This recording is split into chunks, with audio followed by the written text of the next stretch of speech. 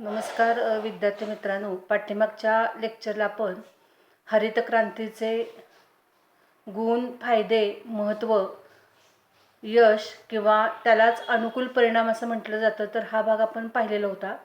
कारण आपण पाठीमागच्या लेक्चरपासून हरित क्रांतीचे गुणदोष किंवा फायदे तोटे किंवा यश अपयश किंवा अनुकूल परिणाम व प्रतिकूल परिणाम हा भाग पाहायला सुरुवात केलेली होती. आणि त्यातला जो पहिला भाग होता हरित क्रांतीचे यश, त्यालाच गुण असे म्हटलं जाते किंवा त्यालाच फायदे किंवा अनुकूल परिणाम असं म्हटलं जातं. म्हणजे हा जो भाग आहे सुरुवातीचा, तो भाग आपण पाहिलेला होता. आणि आजच्या लेक्चरला आपण हरित क्रांतीचे अपयश किंवा दोष, तोटे, मर्यादा किंवा त्यालाच प्रतिकूल परिणाम असं म्हटलं जातं, तर हा भाग आपण पाहणार आहोत. आपण पाठीमागच्या लेक्चरला चर्चा केल्याप्रमाणे हरित क्रांतीचा प्रयोग यशस्वी झाल्यानंतर जेव्हा हरित क्रांतीचं मूल्यमापन करण्यात आलं, तेव्हा असं दिसून आले की हरित क्रांतीचे काही फायदे झालेले होते, तर त्याच पद्धतीनं काही दोष किंवा तोटे देखील निर्माण झालेले होते. त्यालाच हरित क्रांतीचे अपयश किंवा प्रतिकूल परिणाम असं म्हटलं जातं.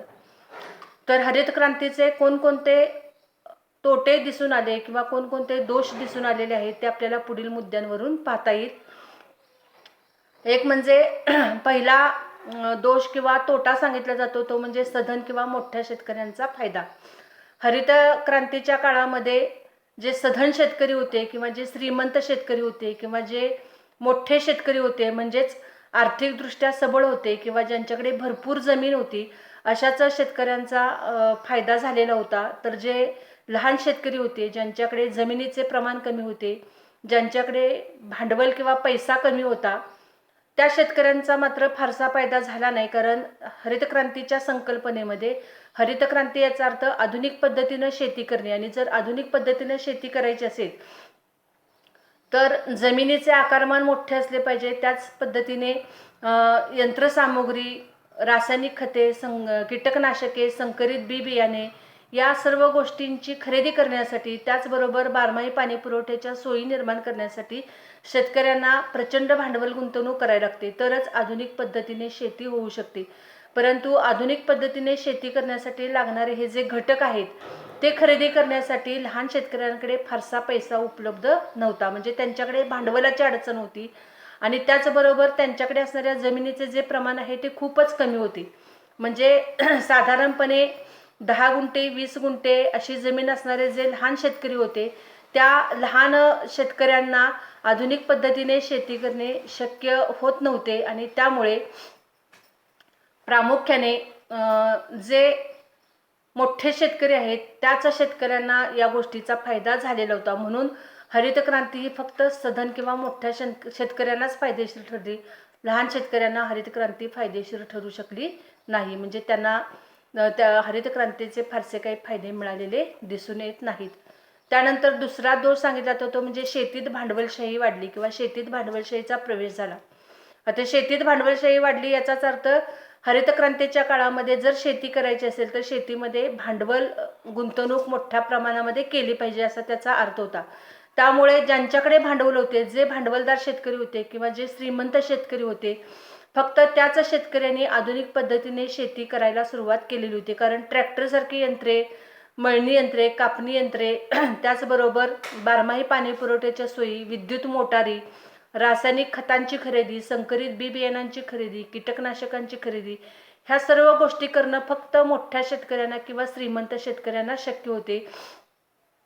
त्यामुळे एका अर्थाने भारतीय शेती हरित क्रांतीच्या काळामध्ये भांडवलदारांची शेती झाली असं म्हटलं जातं. त्यामुळे ज्याच्याकडे भांडवल आहे तोच आधुनिक पद्धतीने शेती करेल, ज्याच्याकडे भांडवल नाही तो आधुनिक पद्धतीने शेती करू शकणार नाही, हा त्याचा स्पष्ट अर्थ होता. आणि त्यामुळे शेतीत भांडवलशाही वाढली हा एक हरित क्रांतीचा दोष सांगितला जातो. त्यानंतर तिसरा दोष आहे तो म्हणजे आर्थिक विषमतेत वाढ. ज्या शेतकऱ्यांकडे भरपूर जमीन होती, ज्यांच्याकडे भरपूर पैसा होता, त्यांनी शेतीमध्ये भांडवल गुंतवणूक केली आणि त्याच शेतकऱ्यांना हरित क्रांतीचा अधिक फायदा झाला. जे गरीब शेतकरी होते, ज्यांच्याकडे भांडवल कमी होते, पैसा कमी होता, ज्यांच्याकडे जमिनीचे प्रमाण कमी होते, त्या शेतकऱ्यांनी आधुनिक पद्धतीने शेती केली नाही किंवा ते आधुनिक पद्धतीने शेती करू शकले नाहीत, भांडवल गुंतवणूक करू शकले नाहीत, ते शेतकरी मात्र आहे त्याच अवस्थेमध्ये राहिले. म्हणजे लहान शेतकरी गरीबच राहिला आणि जो श्रीमंत शेतकरी होता तो मात्र अधिकच श्रीमंत बनला.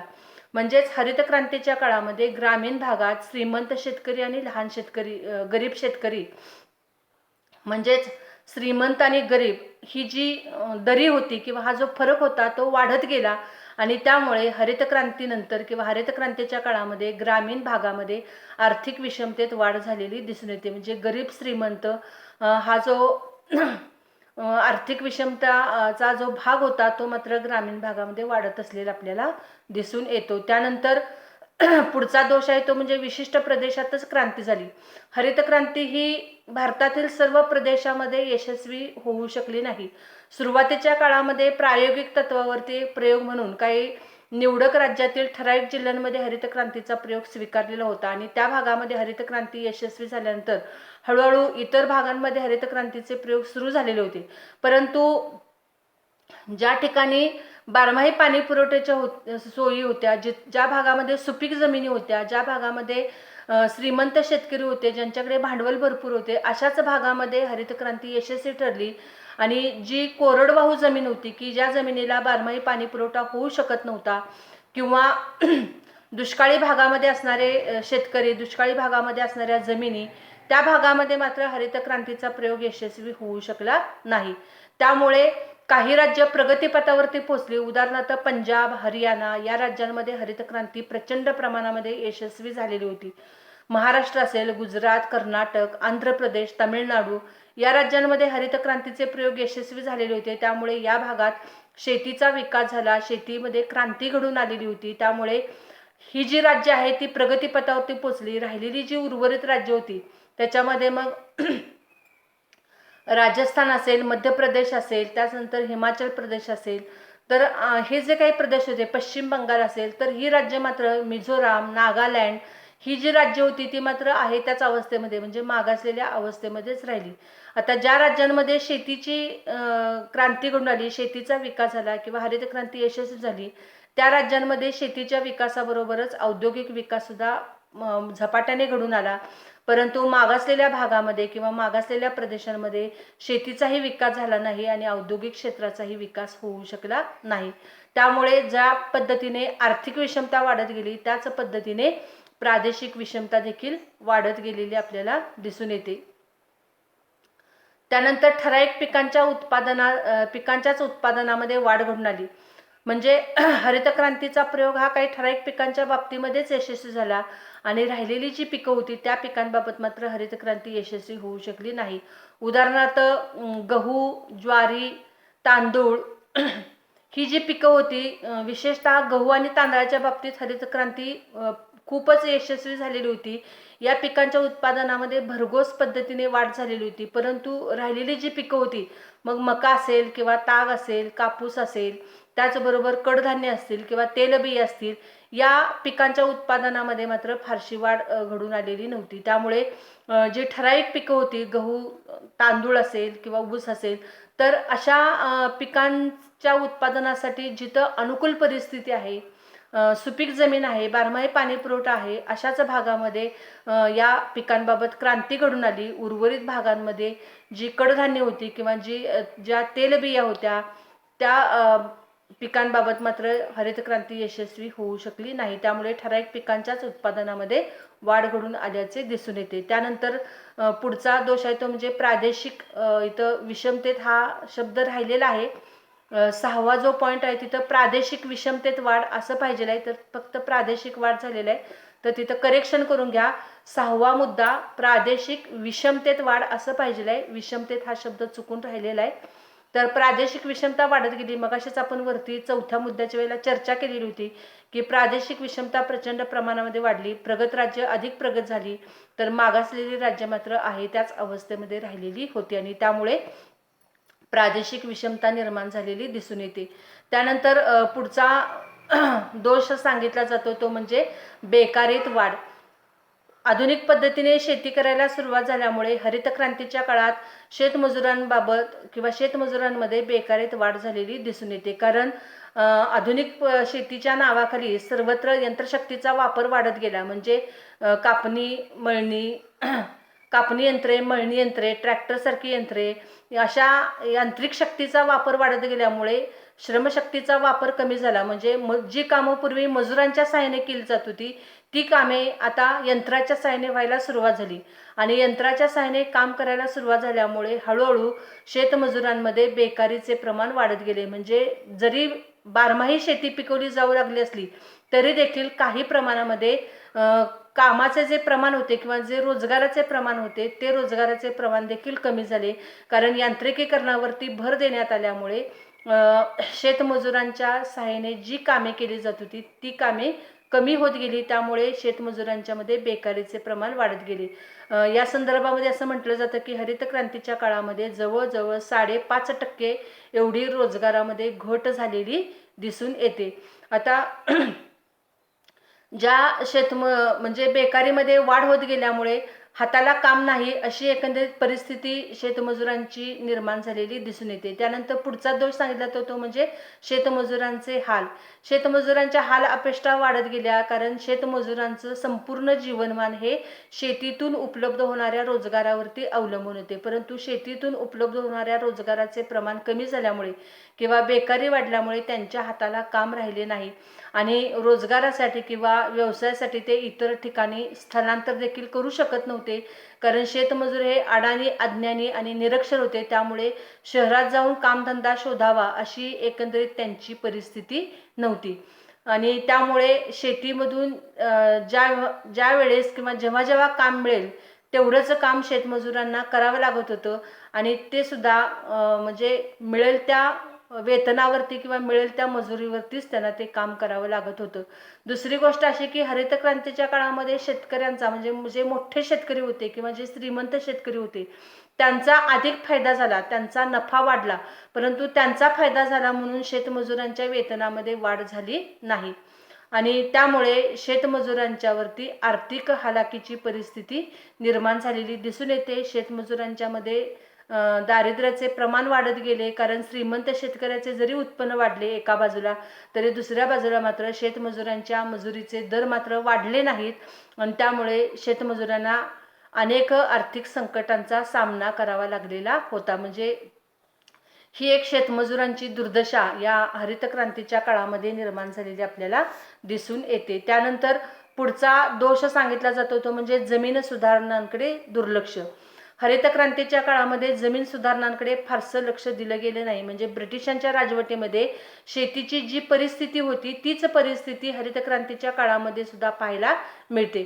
ब्रिटिशांच्या राजवटीमध्ये ब्रिटिश सरकारने जाणीवपूर्वक भारतातील शेतजमिनीच्या सुधारणांकडे दुर्लक्ष केलेलं होतं. तर हरित क्रांतीच्या काळामध्ये प्रामुख्याने जे जमीनदार वर्ग होता किंवा जो मोठा श्रीमंत शेतकरी होता ज्याच्याकडे भरपूर जमीन होती त्या जमीनदार वर्गाने जमीन कसण्यासाठी मजुरांकडे म्हणजेच कुळांकडे सोपवलेली होती आणि त्यामुळे शेतीच्या विकासामध्ये भर पडावी, शेतीचा विकास घडून यावा याबाबत त्यांनी फारशा सुधारणा केलेल्या नव्हत्या किंवा फारसे काही प्रयत्न जमीनदार वर्गाकडून किंवा मोठ्या श्रीमंत शेतकऱ्यांकडून झाले नाहीत आणि त्यामुळे एका अर्थाने जमीन सुधारणांकडे दुर्लक्ष झालं आणि त्यामुळे हरित क्रांतीच्या काळात अनेक ठिकाणी शेतजमिनीच्या समस्या निर्माण झाल्या. म्हणजेच सतत पाण्याचा मारा, त्याचबरोबर रासायनिक खतांचा बेसुमार वापर यामुळे जमिनीचे आरोग्य बिघडले. अनेक ठिकाणी जमिनी क्षारयुक्त झाल्या, ज्याला जमिनीमध्ये मीठ फुटणे किंवा क्षारपड जमिनी तयार होणे असं म्हटलं जातं. तर क्षारपड जमिनी किंवा जमिनीमध्ये मीठ फुटण्याची जी समस्या आहे ती समस्या या हरित क्रांतीच्या काळामध्ये निर्माण झालेली दिसून येते. कारण हरित क्रांतीच्या काळामध्ये सततचे पाणी आणि सततचे रासायनिक खते यामुळे जमिनीचे आरोग्य पूर्णतः बिघडले आणि क्षारपड जमिनीचे प्रमाण हे दिवसेंदिवस वाढत असलेले आपल्याला दिसून येते. त्यामुळे जमिनीच्या आरोग्याच्या दृष्टिकोनातून जर विचार केला तर हा एक फार मोठा दोष सांगितला जातो. आणि त्यानंतर पुढचा मुद्दा आहे तो म्हणजे ग्रामीण वातावरण बिघडले. हरित क्रांतीच्या काळामध्ये ग्रामीण वातावरण पूर्णतः बिघडले कारण ग्रामीण भागामध्ये एक प्रकारची आर्थिक विषमता निर्माण झालेली होती. श्रीमंत शेतकरी अधिक श्रीमंत बनलेले होते, तर गरीब शेतकरी मात्र आहे त्याच अवस्थेमध्ये राहिलेले होते. काही शेतकरी हे भूमिहीन झालेले होते, म्हणजे ज्यांच्या वाट्याला थोडीफार जमीन आलेली होती, 10 गुंठे 20 गुंठे ही जमीन करणं शेतकऱ्यांना परवडत नव्हते. म्हणून अशा लहान शेतकऱ्यांनी आपल्या जमिनी मोठ्या शेतकऱ्यांना विकून टाकलेल्या होत्या आणि त्यामुळे ते भूमिहीन झालेले होते. भूमिहीन याचा अर्थ ज्यांच्याकडे अजिबात जमीन नाही असे शेतकरी किंवा असे लोक. तर भूमिहीन शेतकऱ्यांचं प्रमाण या काळामध्ये वाढत गेलं. एकंदरीतच ग्रामीण वातावरण जे आहे ते पूर्णपणे ढवळून निघालेलं होतं. म्हणजे एकमेकांकडे पाहण्याचा दृष्टिकोन सुद्धा बदललेला होता. श्रीमंत गरीब असा एक दुजाभावपणा ग्रामीण भागामध्ये निर्माण झाला होता. एकेकाळचं जर ग्रामीण भागामधलं जर वातावरण बघितलं तर एकेकाळी ग्रामीण भागामधलं वातावरण हे अतिशय सुखसमृद्धीचं होतं, कारण त्या काळामध्ये श्रीमंत गरीब वगैरे असा फरक किंवा असा भेदभाव केला जात नव्हता. गावामध्ये एखादा कार्यक्रम असेल, एखादा सणवार असेल तर लोक उत्साहानं त्याच्यामध्ये सर्वच लोक सहभागी व्हायचे, म्हणजे असं फरक होत नव्हता. परंतु हरित क्रांतीच्या काळामध्ये आर्थिक स्थितीत सुधारणा झाली, लोकांच्या राहणीमानामध्ये बदल होत गेले आणि त्यामुळे ज्यांचं राहणीमान चांगलं आहे ते लोक कमी राहणीमान असलेल्या लोकांशी तुच्छतेनं वागत होते. म्हणजे ही एक प्रकारची परिस्थिती ग्रामीण भागामध्ये पाहायला मिळत होती. तर अशा पद्धतीने ग्रामीण भागामध्ये ताणतणावाचे वातावरण निर्माण झाले. त्याच पद्धतीनं राजकारणाचा ग्रामीण भागामध्ये प्रवेश झाला आणि अशा पद्धतीने एकापाठोपाठ अनेक गोष्टी की ज्या शहरी भागामध्ये पाहायला मिळत होत्या त्या शहरी भागातल्या अनेक गोष्टी या ग्रामीण भागामध्ये सुद्धा दिसून यायला सुरुवात झालेली होती.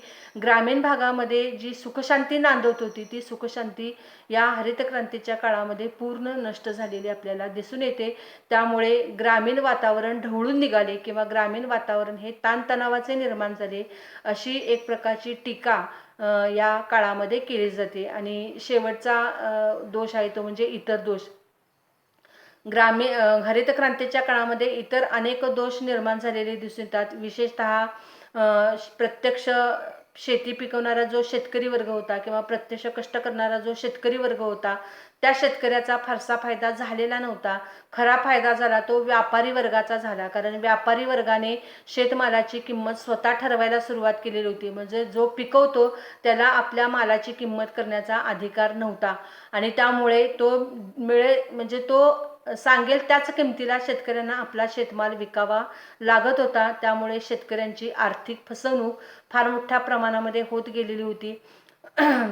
त्याचबरोबर साठवणुकीच्या सुविधांचा अभाव असल्यामुळे शेतकरी आपल्या शेतमालाला योग्य किंमत मिळेपर्यंत थांबू शकत नव्हता. म्हणजे एकंदरीत जर आपण परिस्थिती पाहिली तर असे अनेक प्रकारचे दोष दिसून येतात. त्याचबरोबर बारमाही शेती पिकवायची असेल तर बारमाही पाणी पुरवठ्याच्या सोयी निर्माण झाल्या पाहिजेत. ही गोष्ट जरी खरी असली तरी भारतातील जास्तीत जास्त जमीन जलसिंचनाखाली आणण्यामध्ये सरकारला फारसं यश मिळालेलं नव्हतं. म्हणजे फक्त 36% शेतजमीनच जलसिंचनाखाली आणली गेलेली होती. राहिलेली जी 64% शेतजमीन होती त्या 64% शेतजमिनीला पावसाच्या पाण्यावरतीच अवलंबून राहावं लागलेलं होतं. म्हणजे पावसावरील जमिनीचं जे अवलंबून होतं किंवा अवलंबित होतं ते कमी करण्यामध्ये सरकारला फारसं यश मिळालेलं नव्हतं. म्हणजे हा एक हरित क्रांतीचा दोष सांगितला जातो किंवा तोटा सांगितला जातो. म्हणजे पावसावरील शेतीचे जे अवलंबित्व आहे ते अवलंबित्व कमी करण्यामध्ये सरकारला फारसे यश मिळालेले नव्हते. आणि एक वेगळ्या दृष्टिकोनातून दोष सांगितला जातो की हरित क्रांतीच्या काळामध्ये म्हणजे हरित क्रांतीच्या काळामध्ये प्रामुख्याने रासायनिक खतांचा, संकरित बी बियाणांचा आणि कीटकनाशकांचा भडीमार होत होता. म्हणजे बेसुमार वापर ह्याचा होत गेला. संकरित बियाणं कमी वेळेमध्ये आणि जास्तीत जास्त उत्पादन देणारी अशी ही पिकं म्हणून त्याची लोकप्रियता वाढलेली होती संकरित बियाणांची. थोडंसं जर आपण बघितलं तर पूर्वीची जी पिकं होती, उदाहरणार्थ ज्वारी असेल तर ज्वारीचं पीक पूर्वी 6 महिन्यातून मिळत होतं. आता संकरित जर ज्वारी केली तर 2 ते 3 महिन्यामध्ये, म्हणजे कुठलेही संकरित वाण, मग भात असेल गहू असेल तर 3 ते 3.5 महिन्यामध्ये ही पिकं तयार होतात. थोडंसं जर ह्या पिकांकडे आपण पाहिलं तर आपल्या असं लक्षात येईल की ही पिकं भरघोस उत्पादन देणारी असतात, म्हणजे भरपूर उत्पादन आपल्याला मिळते, परंतु त्याचे दूरगामी परिणाम मात्र मानवी आरोग्यावरती होत असलेले आपल्याला दिसून येतात. कारण माणसाच्या आरोग्यावरती या संकरित बियाणांचा, कीटकनाशकांचा आणि रासायनिक खतांचा कळत न कळत प्रत्यक्ष अप्रत्यक्षरित्या विपरीत परिणाम होत असल्याचे आपल्याला दिसून येते. माणसाची आज रोगप्रतिकारक शक्ती जी आहे ती हळूहळू कमी व्हायला लागलेली आहे. थोडंसं वातावरण बदललं तर आपण लगेच आजारी पडतो, म्हणजे ताप, सर्दी, खोकला आपल्याला लगेच होतो, कारण आपण आज संकरित धान्य खातोय. रासायनिक खतं, कीटकनाशकं फवारलेले ही जी धान्य आहेत, ही जी पिकं आहेत ती आपण आज घेतो. त्यामुळे आपली जी प्रतिकारशक्ती आहे ती शरीरातील प्रतिकारशक्ती कमी झालेली आहे. सारखी भूक लागते आणि त्यामुळे आपलं वजन जे आहे ते वजन वाजवीपेक्षा किंवा गरजेपेक्षा जास्त वाढत असलेलं आपल्याला दिसून येते. म्हणजे हाही एक परिणाम आहे. त्यानंतर रासायनिक खतं, कीटकनाशकं जी पिकांना घातली जातात ती पाण्याद्वारे शोषून घेतली जातात आणि त्याचे रासायनिक गुणधर्म कळत न कळत त्या पिकांमध्ये किंवा त्या धान्यामध्ये, त्या फळांमध्ये उतरत असतात. त्यामुळे एका अर्थाने कीटकनाशकांचा आणि रासायनिक खतांचा जो डोस आहे तो म्हणजे तो सुद्धा आपल्या शरीरामध्ये या अन्नधान्याच्या, फळांच्या माध्यमातून आपल्या शरीरात किंवा पालेभाज्या असतील, पालेभाज्यांवरती सतत रोगराई निर्माण होत असते, कीड लागत असते, तर त्यासाठी कीटकनाशकांची फवारणी मोठ्या प्रमाणामध्ये केली जाते. तर ही जी कीटकनाशकं आहेत ती पालेभाज्यांद्वारे सुद्धा आपल्या शरीरामध्ये आज पोचलेली आहेत, ज्याला स्लो पॉयझनिंग असं म्हटलं जातं. म्हणजे हळूहळू आपल्या शरीरामध्ये हे विष पसरायला सुरुवात झालेली आहे आणि त्यामुळे त्याचे शरीरावरती अंतर्गत, म्हणजे शरीराच्या अंतर्गत जी प्रक्रिया आहे ती पूर्णपणे बिघडते आणि मग कॅन्सरसारखी जे आजार आहेत त्या आजारांमध्ये वाढ होत असलेली आपल्याला दिसून येते. म्हणजे हा एक भाग आहे. दुसरी गोष्ट म्हणजे या संकरित बियाणांचा किंवा हे जे संकरित बियाणांपासून तयार केलेला भाजीपाला किंवा धान्य असेल तर त्याचा परिणाम माणसाच्या उंचीवरती होत असलेला दिसून येतो. पूर्वी मगाशी आपण उदाहरण घेतलं होतं की जोंधळा लावला जात होता. जोंधळ्याची ताटं 10 फूट, 12 फूट, 15 फूट उंचीची असायची आणि माणसाची उंचीसुद्धा सरासरी 5 ते 6 फूट उंची होती. आज ती परिस्थिती राहिलेली नाही. आज 4, 4.5, 5, 5.5 फूट अशी उंची माणसाची झालेली दिसून येते. म्हणजे संकरित बियाणांपासून तयार झालेलं जे पीक आहे ते उंचीला कमी असतं आणि त्याच पद्धतीनं माणसाची उंचीसुद्धा हळूहळू कमी व्हायला लागलेली आहे. म्हणजे असा एक दोष किंवा हा एक विपरीत परिणाम मानवी आरोग्यावरती होत आहे. याबाबत काही ठिकाणी संशोधन झालेलं आहे. म्हणजे थोडंसं जर आपण पाहिलं तर एका वेगळ्या दृष्टिकोनातून हा मुद्दा विचारात घेणं गरजेचं आहे. तर अशा पद्धतीने हरित क्रांतीचे अनेक दोष किंवा तोटे निर्माण झालेले आपल्याला दिसून येतात. तर एकंदरीत हरित क्रांतीचे जसे फायदे झाले त्याच पद्धतीनं काही दोष किंवा तोटे झालेले आहेत. त्यामुळे हरित क्रांतीचे जे फायदे तोटे आहेत त्या दोन्ही बाजू आपल्याला माहीत असणं आवश्यक आहे किंवा गरजेचे आहे. तर या ठिकाणी आपला हरित क्रांतीचा जो भाग आहे तो संपलेला आहे. आज या ठिकाणी आपण थांबणार आहोत. धन्यवाद. विद्यार्थी मित्रांनो, सूचना एक आहे. तुम्हाला टेलिग्राम ग्रुपवरती सूचना मिळालेली असेल तरी देखील आपले परीक्षा फॉर्म भरण्याच्या तारखा लागलेल्या आहेत. 5 जुलै म्हणजे उद्यापासून सोमवारपासून आपल्या परीक्षा फॉर्म भरायच्या तारखा लागलेल्या आहेत आणि फीचं स्ट्रक्चर वगैरे सगळं तुम्हाला दिलेलं आहे. 360 का 370 रुपये काहीतरी फी आहे आपली परीक्षा फी. आणि आता आपली मार्च एप्रिलमध्ये जी सेकंड सेमिस्टरची परीक्षा होणार होती ती परीक्षा आता आपली साधारणपणे ऑगस्ट मध्ये होण्याची शक्यता आहे. ऑगस्ट एंडपर्यंत 5 जुलै ते 14 जुलैपर्यंत तुम्हाला विदाऊट लेट फी भरता येईल आणि त्यानंतर लेट फी म्हणजे 14 तारखेनंतर म्हणजे 15 तारखेनंतर आपल्याला लेट फी 50 रुपये या पद्धतीनं सुरू राहील. तर ही सूचना तुम्हाला टेलिग्राम ग्रुपवरती दिलेली आहे. ती तुम्ही नीट पाहायची आहे, ऐकायची आहे आणि विद्यापीठाच्या वेबसाईटवरती परीक्षा फॉर्म उपलब्ध आहेत. ऑनलाईन पद्धतीनं तुम्ही हे परीक्षा फॉर्म भरायचे आहेत. अजूनही तुम्हाला जर काही अडचण असेल तर कॉलेजवरती तुम्ही फोन करून चौकशी करू शकता आणि त्या पद्धतीनं आठवणीनं सगळ्यांनी जास्तीत जास्त विद्यार्थ्यांनी परीक्षा फॉर्म भरायचे आहेत. आत्ता होणारी ही तुमची जी परीक्षा आहे ती सुद्धा गेल्या परीक्षेसारखीच ऑब्जेक्टिव्ह स्वरूपाची होणार आहे. ऑनलाईन पद्धतीनं ऑब्जेक्टिव्ह स्वरूपाची परीक्षा होणार आहे. 25 ऑब्जेक्टिव्ह तुम्हाला असणार आहेत. 2 मार्काला 1 ऑब्जेक्टिव्ह अशा पद्धतीनं 50 मार्काची तुमची परीक्षा ही ऑनलाईन पद्धतीनं आणि ऑब्जेक्टिव्ह स्वरूपामध्ये होणार आहे. याची सगळ्यांनी दक्षता घ्यायची आहे. अजूनही जर काही तुम्हाला अडचणी असेल किंवा जर काही शंका असतील तर ऑफिसशी संपर्क साधा किंवा कुठल्याही विषय शिक्षकांशी तुम्ही संपर्क करू शकता. परंतु परीक्षा फॉर्म कुठल्याही परिस्थितीमध्ये न भरता राहू नका. तर सगळ्यांनी ते परीक्षा फॉर्म तुम्ही भरायचे आहेत. आज या ठिकाणी आपण थांबणार आहोत. धन्यवाद.